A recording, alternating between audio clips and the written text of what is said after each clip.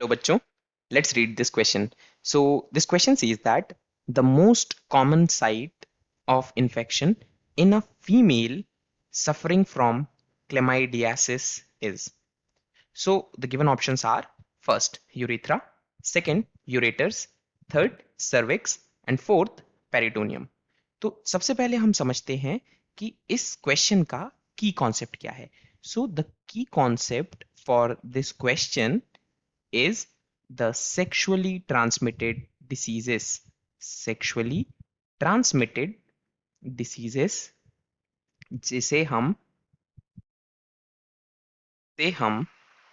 STDs के नाम से भी जानते हैं, और इन्हीं सेक्सुअली ट्रांसमिटेड डिसीजेस को वेनेरियल डिसीज भी कहा जाता है. सो इन्हें वेनेरियल डिसीजेस यानी कि VD भी कहा जाता है. अब सिंस हमें इस क्वेश्चन में पूछा गया है क्लेमाइडियासिस के बारे में, तो सबसे पहले हम जानते हैं क्लेमाइडियासिस क्या है.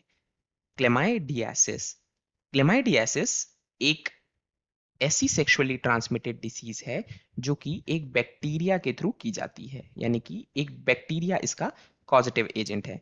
इस बैक्टीरिया के कई सारे स्ट्रेन्स इस बीमारी को कर सकते हैं, but the most common bacterium that causes this disease is chlamydia chlamydia trachomatis.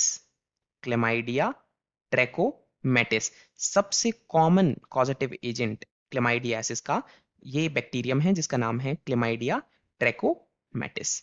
और ये अफेक्ट क्या करता है? ये बॉडी पार्ट्स में जनरली फीमेल बॉडी में ये सर्विक्स वेजाइना को अफेक्ट करता है. सर्विक्स और वेजाइनल रीजन को ये सबसे ज्यादा अफेक्ट करता है, यानी कि most common site of infection cervix और वेजाइना होते हैं in case of females.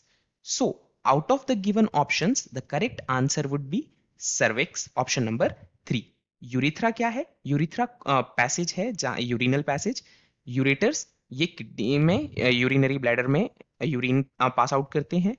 Peritoneum peritoneum एक मेम्ब्रेन है.